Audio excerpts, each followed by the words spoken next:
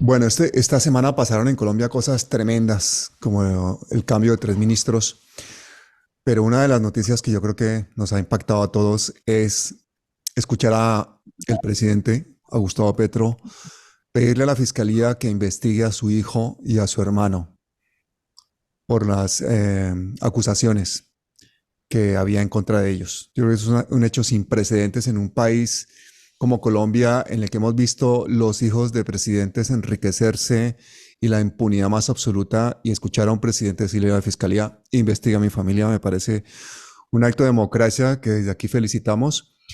Y tengo en este momento conmigo a uno de los imputados o de los supuestos imputados o por lo menos víctimas de esas acusaciones, y que en base a la presunción de inocencia y a la libertad de expresión, yo creo que tiene todo el derecho del mundo de dar el contexto que una situación tan grave como estas amerita. Mucho más siendo el hermano del primer presidente de izquierdas que tenemos en el país.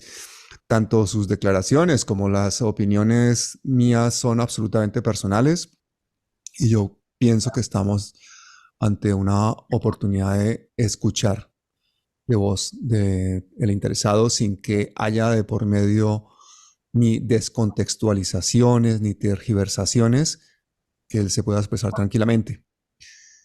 Juan Fernando Petro, bienvenido.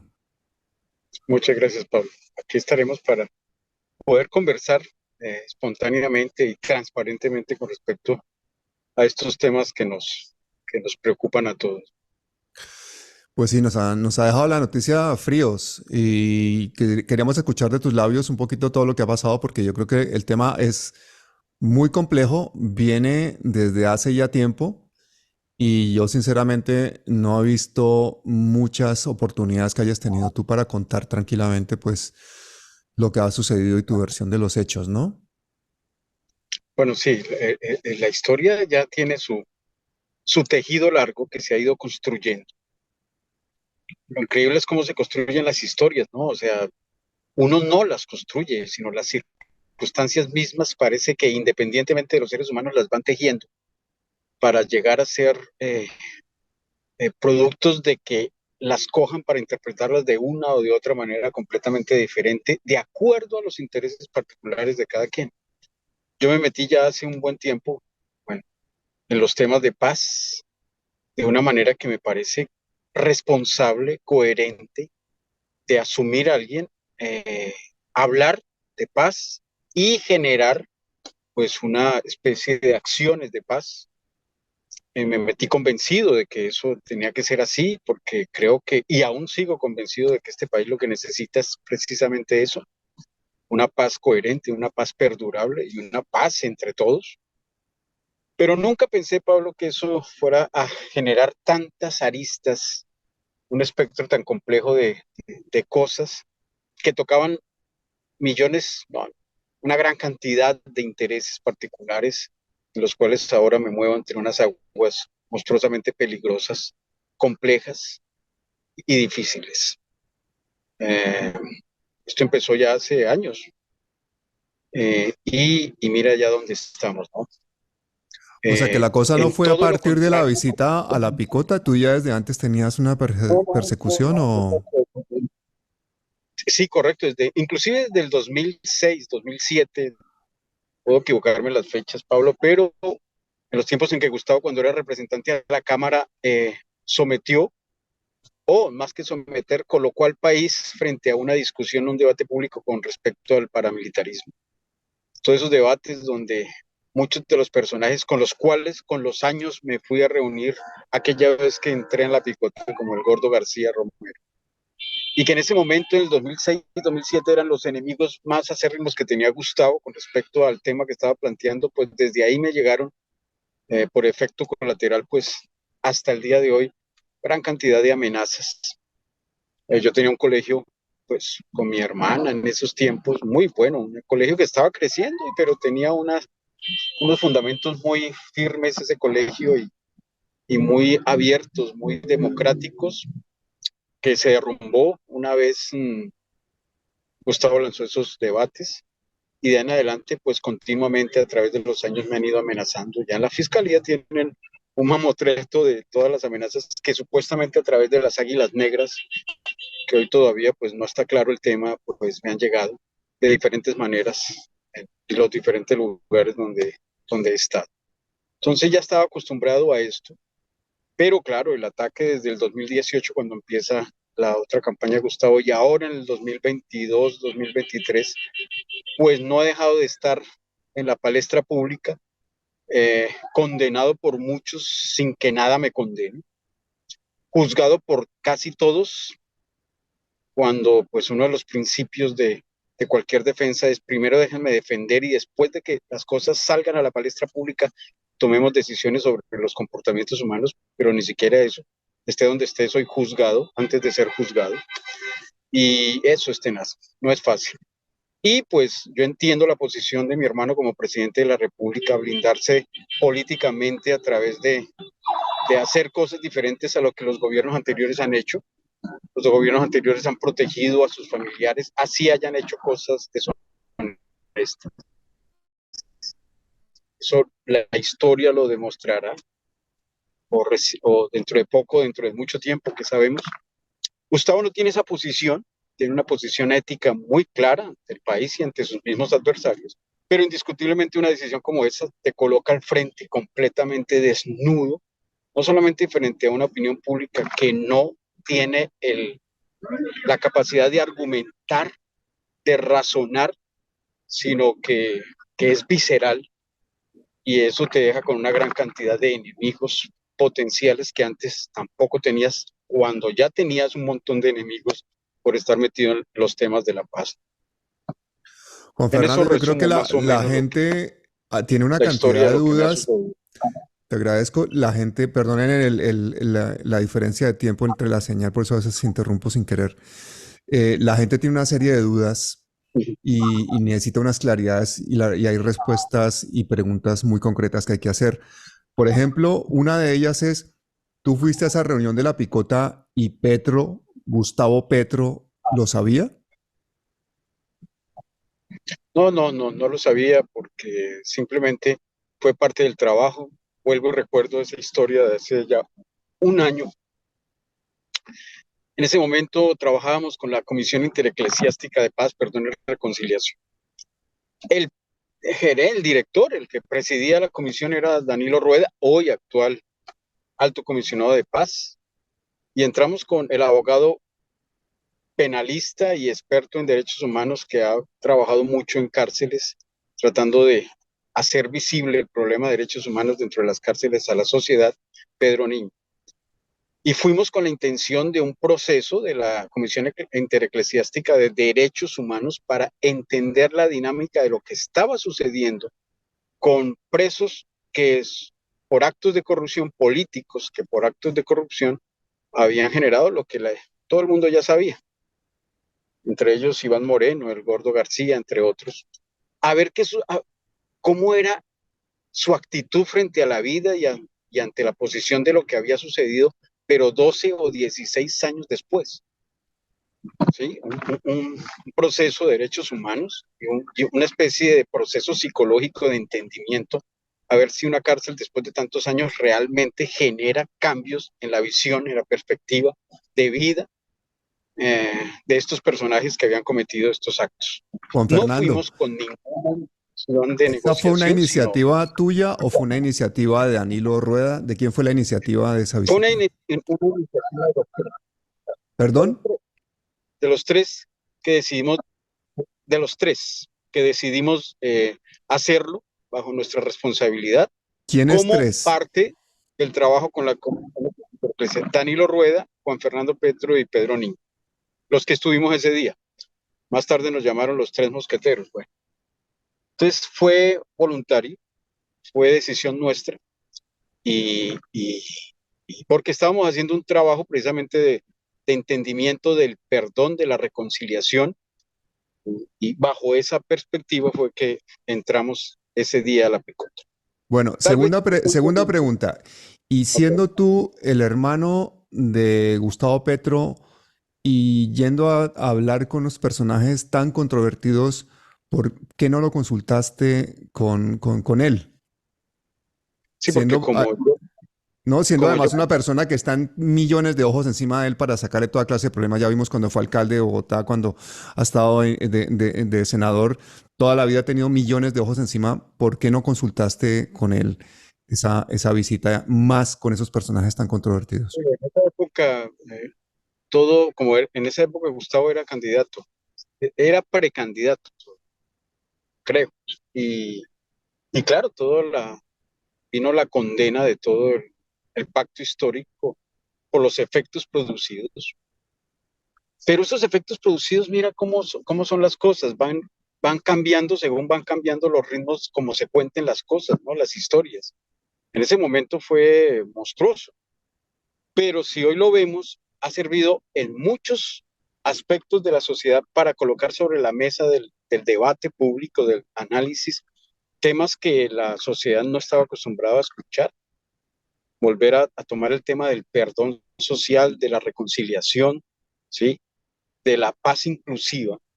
Y fuimos nosotros en ese momento, a través de esa ida, los que no, ni siquiera lo estábamos premeditando, colocamos ante la sociedad esos temas que hoy por hoy son monstruosa y vitalmente necesarios para un entendimiento a largo plazo de los colombianos. Y yo tristemente veo que sí que se hace falta volver a colocar esos temas sobre la mesa para que la sociedad los debata, los analice y los incluya en su ADN, o si no, la violencia en Colombia se va a mantener, porque eso parece que ya estuviera como en un registro de ADN interno de toda la sociedad, la necesidad de una violencia psicológica, de una guerra, de vernos como enemigos, sospechosos en todas las ciudades y en todas las regiones de Colombia donde hemos recorrido.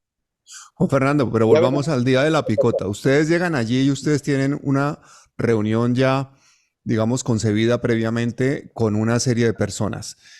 Pero lo que la gente luego le sorprendió fue la cantidad de horas que estuvieron allí, los otros personajes que llegaron a esa reunión. Cuéntanos un poquito qué fue lo que pasó ese día ahí concretamente en la picota, porque luego esas fotos circularon masivamente y todo parecía como si fuera un montaje que se les hubiera preparado a ustedes. Esa fue al de menos hecho, la percepción de parte de la opinión pública. no te extrañes que fue un montaje, porque sí fue un montaje, que lo tenían preconcebido. Ahora, ¿por qué nos demoramos tanto? Porque resulta que en las cárceles hay una hora de salida para todo el mundo, sea quien sea. Nosotros no lo tuvimos en cuenta, nosotros fuimos, hablamos con estos personajes. Solamente en el patio de ellos, porque es que yo sé que después vendrán preguntas que empiezan a generar conexiones con otras cosas con las cuales no tiene conexiones, como lo que está sucediendo hoy. Nunca nosotros fuimos al parque, a patios de extraditables o algo así por el estilo, sino solo con ellos. Y la reunión duró una hora y pico cuando hablamos con ellos, pero nos tocó esperarnos hasta las 2 3 de la tarde, en que es la salida oficial, ahí esperando. ¿Cómo será que la opinión pública sabe perfectamente que hasta nos tocó almorzar allá? Ahora otros empiezan a decir que es que ya teníamos preparado el almuerzo con ellos allá y que eso, no, nada de eso, simplemente oficialmente no pudimos salir porque las cárceles no permiten la salida sino hasta la hora reglamentada por ellos, que fue a las 2 2:30 de la tarde, y hasta ahora a esa hora tuvimos que salir del penal. Juan Fernando, ¿y durante esa visita les hicieron algún ofrecimiento de sobornos o de dinero a cambio de favores o de perdones?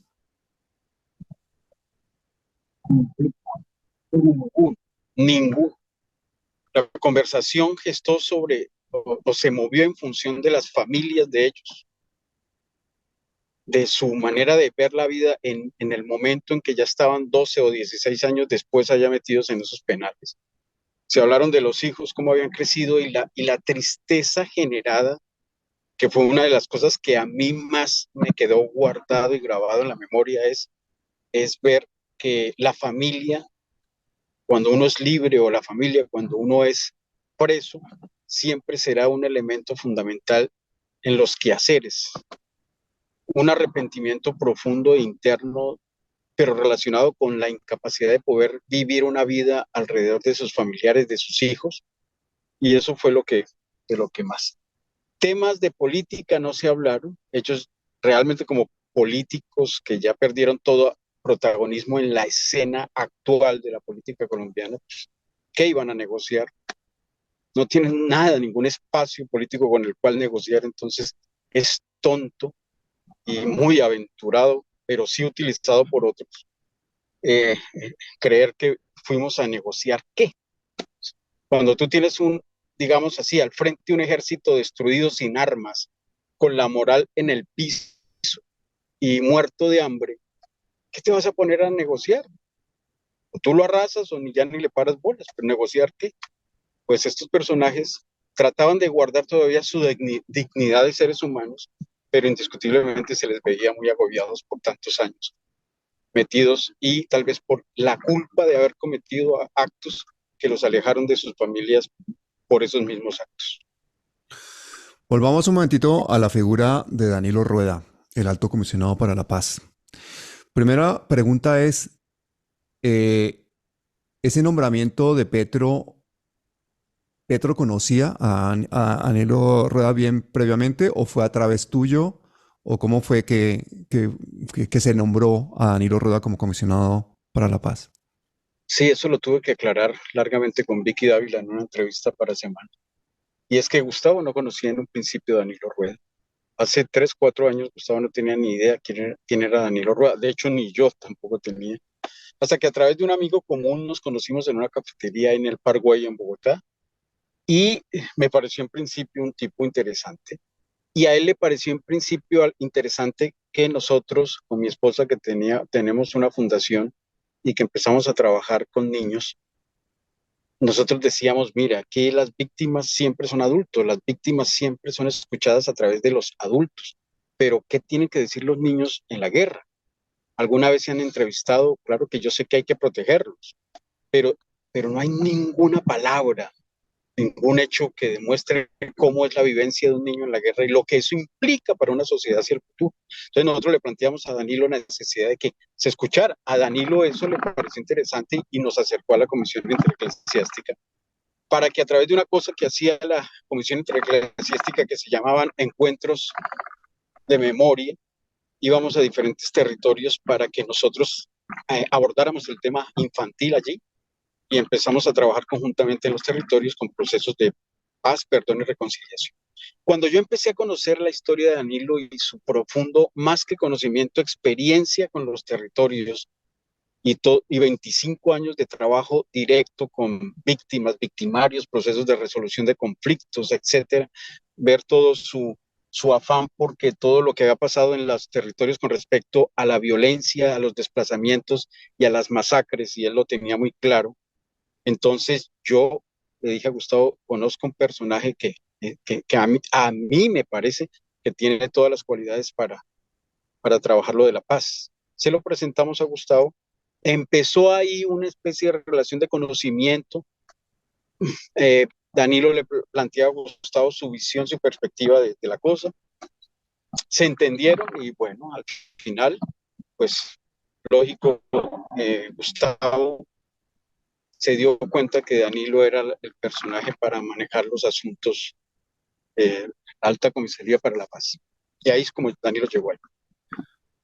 Danilo Rueda dice que entregó información a la fiscalía sobre una serie de sobornos que algunos abogados estarían cobrando a presos del país para incluirlos en los beneficios de la paz total. Y el fiscal Barbosa dice que eso es mentira, que ahí no se ha radicado nada.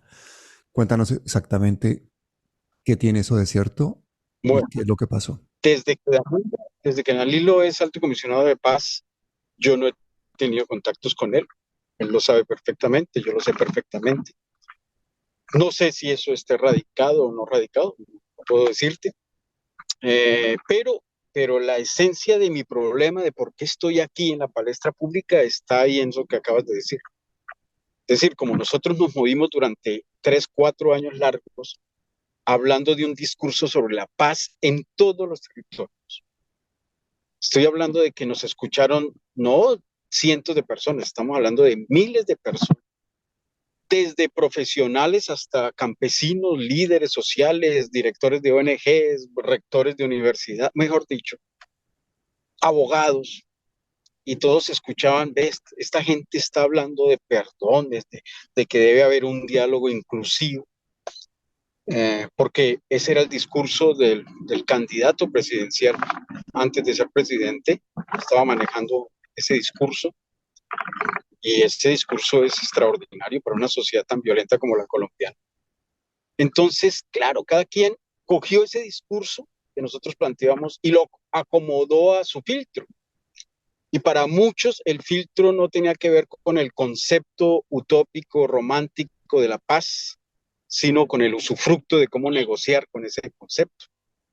Y yo creo que es ahí donde empieza a aparecer, no por nosotros, sino a través de lo que nosotros planteamos de paz para la sociedad colombiana, la necesidad de llevarles a las cárceles a los extraditables, cosa que nosotros nunca hablamos porque tenemos claro, muy claro, que hay un limbo jurídico con los extraditables que no puede resolverlos sino o el Congreso de la República a través de sus leyes, o el presidente de la República en común acuerdo o convenio con entidades internacionales, con otros países o con convenios internacionales. Eso no lo puede hacer ningún civil, así común y corriente. Entonces, nunca tocamos ese tema, sino siempre fue el trabajo de derechos humanos y lo que la paz tiene que ver con los derechos humanos en los territorios. Pero me imagino que muchos dirían, ve, esto está interesante para llevárselo a que lo escuchen sus clientes dentro de las cárceles, estoy hablando de narcos o de extraditables, y empezaron a construir un tejido donde pues les convenía a ellos mmm, el tema de la paz total, el tema de la no extradición, etcétera, etcétera, que estaba sobre el tapete de esos diálogos en ese momento. Y bueno, muchos abogados, eso es lo que pienso yo ahora. Claro, utilizaron eso para empezar a generar, a sacarles el dinero a ellos, pero utilizándonos a nosotros como parapeto, y no porque yo hubiese hablado con algún extraditable, hubiese hablado con algún narcotraficante, primero porque están en las cárceles, segundo porque es claro y tiene que quedar claro porque así es. Investiguen lo que investiguen después de haber ido esa vez a la picota, nunca volví a una cárcel.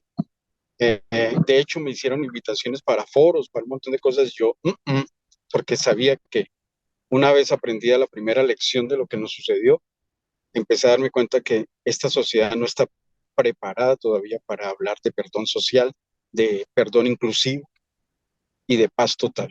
Entonces, no fui, pero esto es realmente el tema en la que aquí estamos metidos y por lo cual yo estoy aquí metido.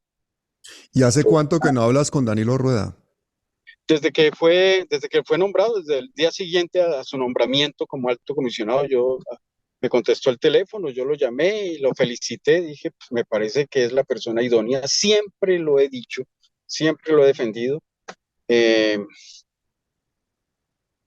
eh, pero desde ese día hasta el día de hoy, Pablo, pues consta que nunca hemos podido tener una conversación por lo que yo hago, por lo que él hace, en fin, por cualquier O circunstancia, sea, pues no que lo tú no hemos. has tenido oportunidad de corroborar la versión de que da él, de que hay abogados que han ofrecido sobornos, ni tampoco sabes si realmente ha radicado en la fiscalía esa denuncia, ¿no?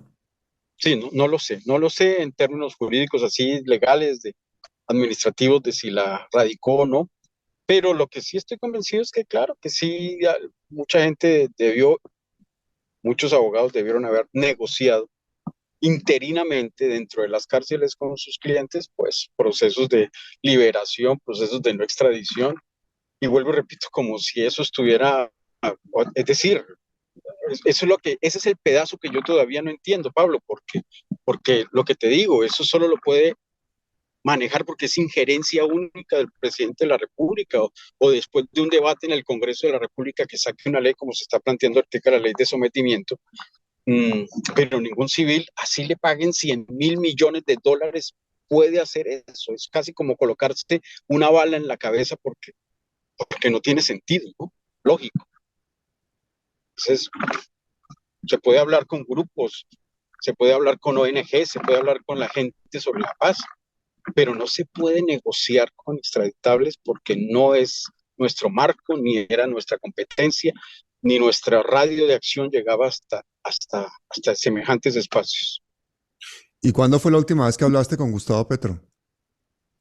Pues él ya me venía diciendo, mire, hermano, retírese de esas cosas, retírese de esas cosas. Cierto, yo lo he dicho en los medios de comunicación, pero también era mi trabajo porque es que independientemente de esto, yo fui nombrado alto comisionado de paz del Cuerpo de Paz Internacional por la Comisión Latinoamericana de Derechos Humanos en ese tiempo. Y bueno, entonces tenía que ejercer ya un trabajo que ni siquiera era del gobierno nacional, sino con énfasis internacional.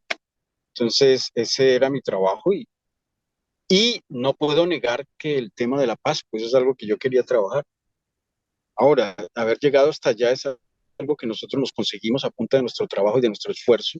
No fui como mal interpretado, se hizo por muchos que el gobierno nacional que Gustavo Petro me ha colocado allí, no, el gobierno nacional ni Gustavo Petro ni el presidente de la República tuvieron nada que ver con mi nombramiento, eso fue un cargo internacional y empezamos a movernos por todos los territorios con más voluntad, con más esfuerzo, con más trabajo, porque ahora teníamos un cargo internacional para ejecutar en todas esas regiones de Colombia, en función de hablar de la paz y de generar una pedagogía de la paz, porque lo sé y también lo he planteado, falta mucha pedagogía en todos los territorios, en todos los ámbitos y en todos los estamentos y a todos los niveles de la sociedad para entender lo que implica un país en paz.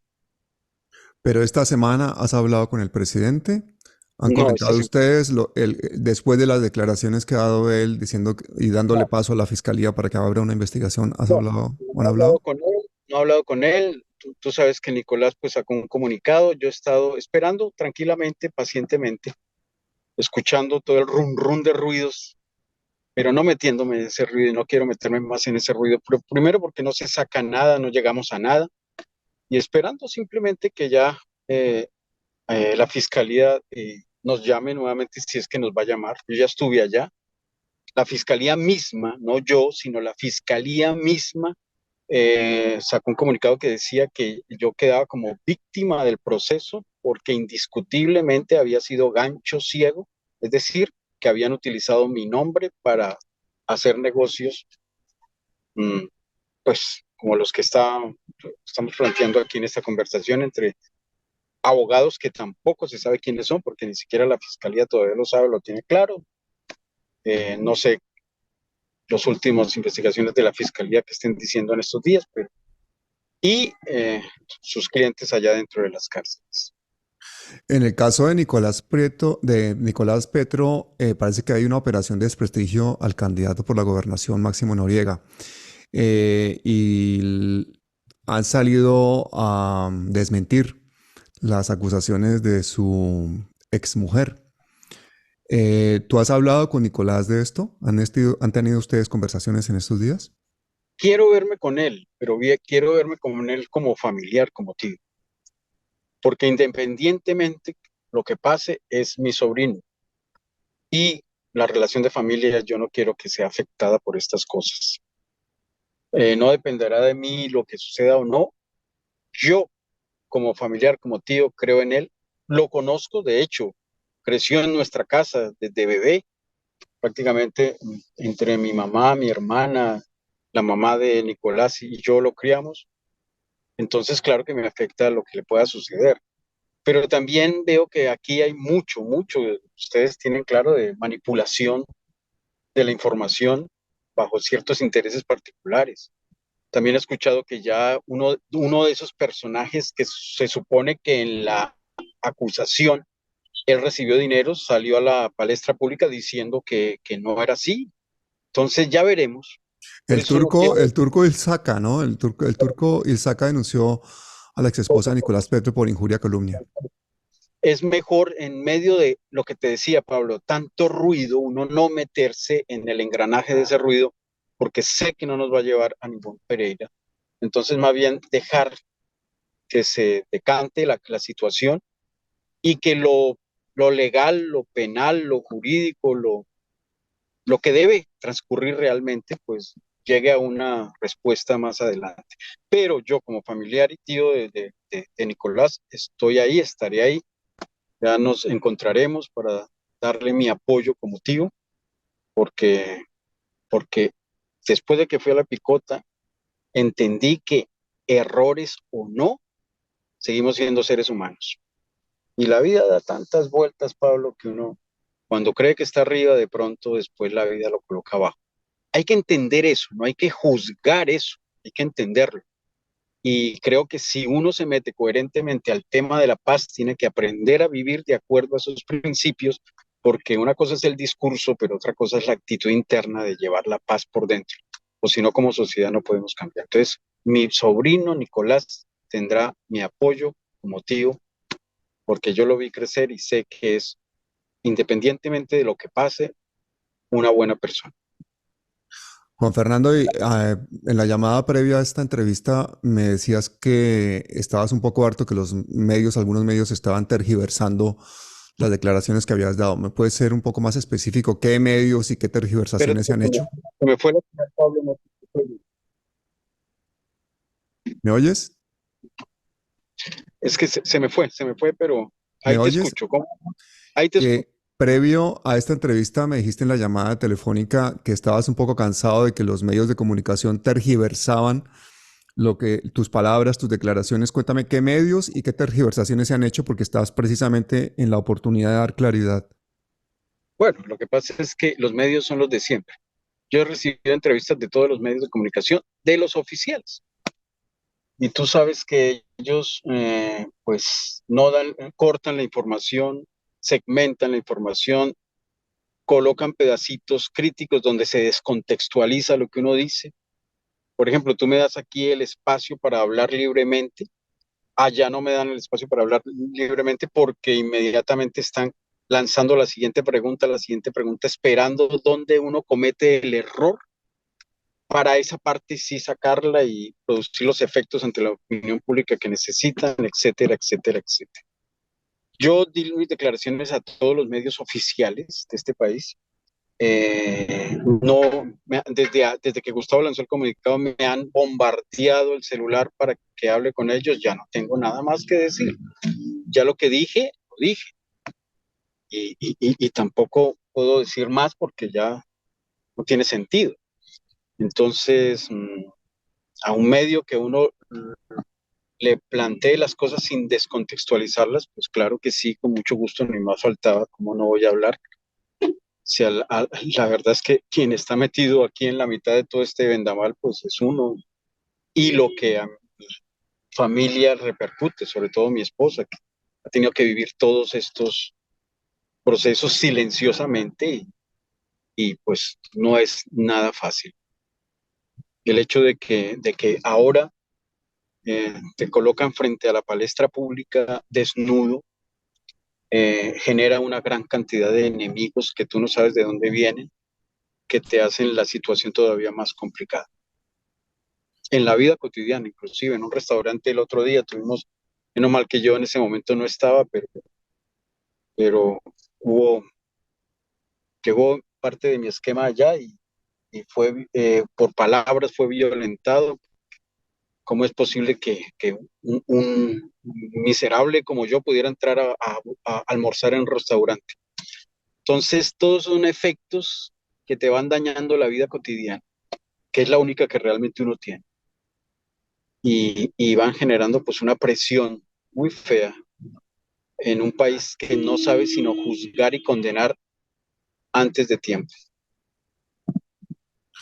Juan Fernando, tú desde que Gustavo Petro es senador y empezó pues su gran debate del 2007 contra la parapolítica y todo eso, has recibido innumerables amenazas. También creo que has tenido que exiliarte, ¿no? Yo quiero que cuentes un poco esa historia de la familia y de la persecución de la familia, porque yo creo que es una cosa que tienen que saber los colombianos. Es una historia de varias décadas de persecución que ha recibido la familia Petro y me gustaría que tú nos dieras pues ese contexto también. Claro que sí, Pablo. Esa es una parte que la sociedad ignora y no le importa. La gente quiere buscar es la información donde lo ataquen a uno y vean en uno como muchas personas le dicen a uno, que he visto en las redes, ¿no? Que ya uno es un criminal, un gusano, lo peor de la sociedad, es decir, Dios mío, es una vaina tenaz, pero no tienen ni idea la historia de lo que nos ha traído en este cuento de ser familiares del antiguo representante de la Cámara, después senador y ahora presidente de la República, Gustavo Petro. Claro, desde esos debates de la parapolítica nos llegaron amenazas, amenazas tan fuertes que tuvieron que darnos el asilo político en Canadá. Mi mamá, mi hermana, mi sobrina, mi hija y yo mismo tuvimos que irnos en diferentes vuelos con una mano adelante y una mano atrás. No nos fuimos ni como embajadores, ni como consulados políticos, ni nada por el estilo, o culturales de algún país, sino sin un peso porque tuvimos que entregar o regalar nuestras cosas, de la cual mucha gente se aprovechó. Las cosas que teníamos tocó rápidamente por el viaje, por la salida presurosa, por nuestra vida, dejar todo o regalar las cosas y llegar a un país de una lengua completamente diferente sin saber cómo, de qué trabajar, en qué defenderse. Primero llegó mi hermana con su hija, en un día monstruosamente triste que se tuvieron que ir. Después tuvo que viajar mi mamá y último término viajamos mi hija y yo y afrontar las vainas. Cuando estaba en Canadá, la primera vez que me tocó irme, pues yo tomé la decisión voluntaria de regresarme porque no me pude acomodar a Canadá. Y entonces no recuerdo qué tanto tiempo, eh, al tiempo me regresé. Igual, yo me acuerdo que en el avión que venía, yo miraba por la ventana, en un invierno tenaz, porque me acuerdo que me vine en invierno de allá de Canadá, y decía miércoles, pero yo llegué, ¿regreso a qué? Si no tengo nada. Pero el ADN para mí siempre ha sido tropical. Yo no puedo vivir en un país con esas estaciones tan violentas de frío.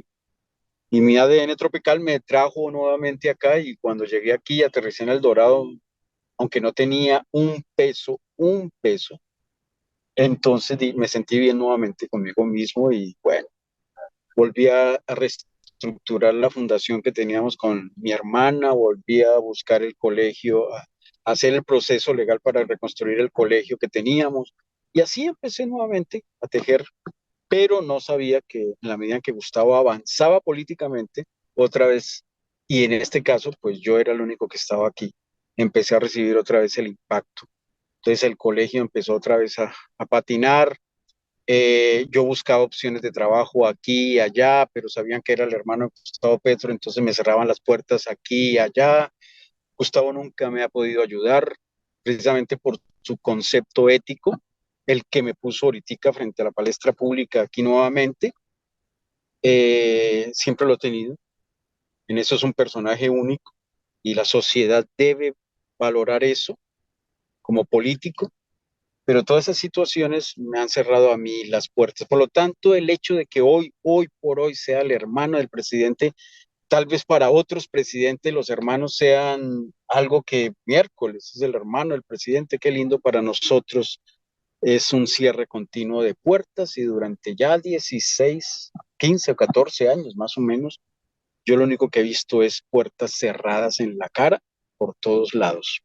Nunca lo he hecho en los medios de comunicación, yo nunca me he quejado, hasta ahora contigo, porque esta es una conversación diferente contigo. Lo planteo porque así es. Gracias a Dios, mi hija, mi hermana, mi mamá lograron allá en Canadá encauzar una vida que les ha permitido tener una vida cotidiana normal, construir un núcleo familiar bonito allá.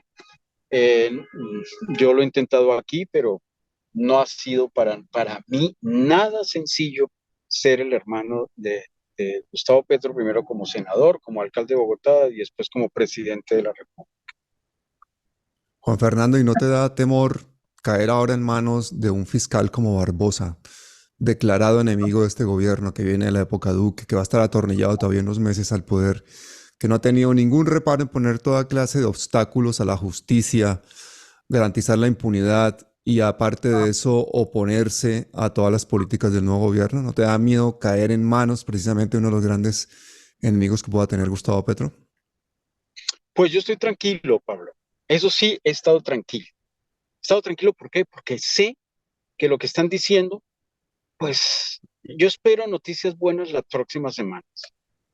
Porque sé que lo que estoy diciendo no está ajeno a la verdad, porque sé que no he negociado lo que no puedo negociar, porque sé que no he entrado a ninguna cárcel a hablar con ningún extraditable. De hecho, ellos mismos saben que personalmente no me conocen, yo no los conozco, porque no hay una prueba donde yo esté recibiendo algo indebido o manejando algo indebido, más allá de los chismes de ronrún o de la manipulación mediática o de los intereses. Cuando estuve en la picota aquella primera vez, escuché, no recuerdo bien si era el que fue alcalde de una ciudad de los Llanos o era el exgobernador, pero él me decía, es que lo triste de mi caso, doctor Petro, es que me están armando una carpeta con una cosa que llaman testigos de referencia, que es que pagan testigos falsos para montar carpetas e historias según las conveniencias políticas de lo que se necesita en una región. Eso lo tengo claro que sucede pues, en otras partes del mundo, pero aquí en Colombia sucede diariamente. Pero yo estoy tranquilo porque no lo he hecho y porque no puede haber, no pueden inventar. Miren el video aquí de acá estás recibiendo Juan Fernando Petro tantos miles de millones de pesos, mírenlo ahí. Entonces, eso me tiene tranquilo.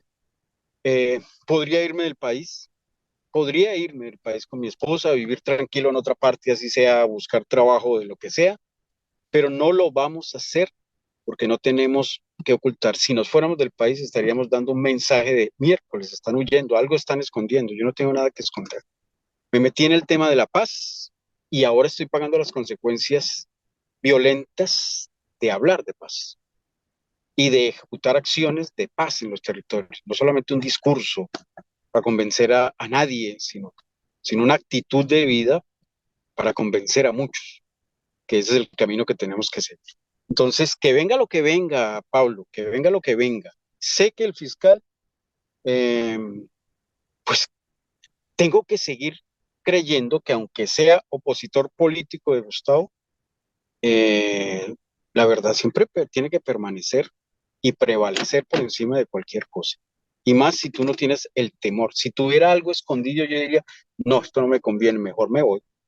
Pero aquí nos vamos a quedar, a poner la cara, porque así como el mismo presidente nos colocó de frente, pues yo no voy a ser menor a esa decisión y que más adelante la historia o la legalidad de este país o los quienes manejan todos estos procesos pues decidan sobre los verdaderos hechos de lo que ha sucedido conmigo o con lo que nosotros estamos haciendo. Y hay una parte también que hay que tener en cuenta y es la veeduría ciudadana que ahora, a raíz de las protestas sociales, se hace en Colombia, no solamente a través de los medios alternativos, a través de las redes sociales de los ciudadanos. La gente ya no come cuento. Espero que la justicia te dé la razón. Espero que salga todo bien.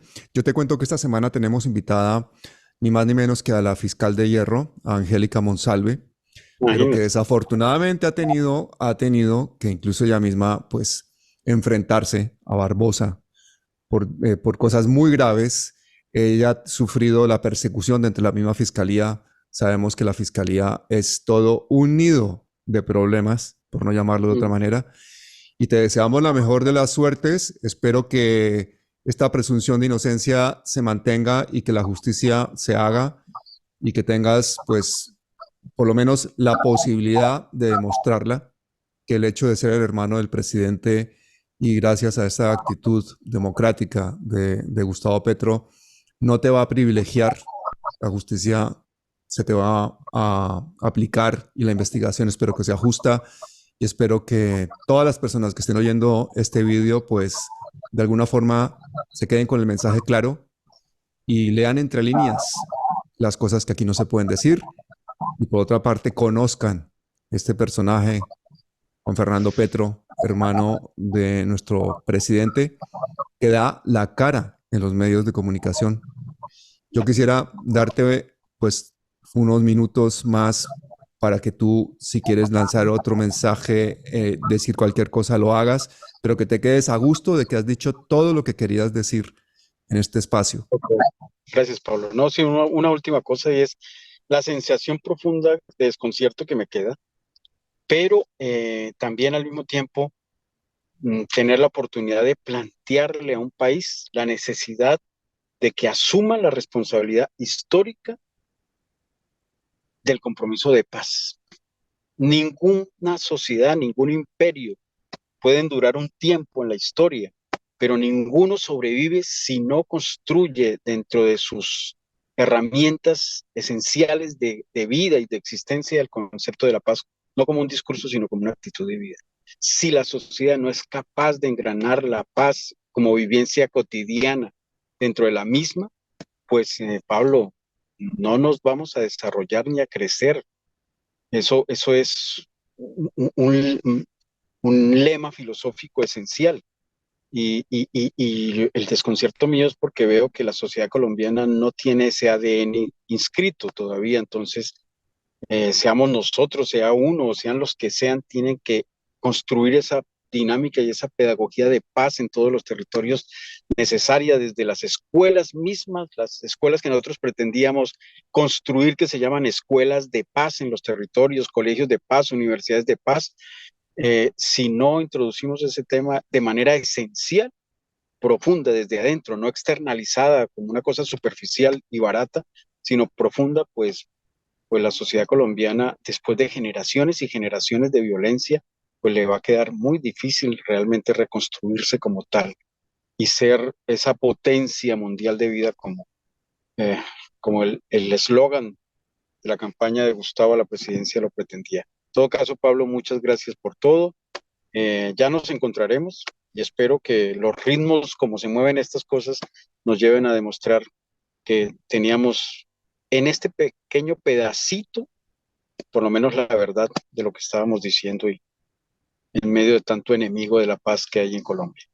Y que te puedas reincorporar pronto a tu actividad social, que es lo que has estado haciendo toda la vida. Te deseo muchísima suerte, Juan Fernando. Muchísimas gracias y hasta siempre. No, Pablo, muchas gracias y éxitos y estamos hablando. Y Claro que gracias. sí. Hasta luego.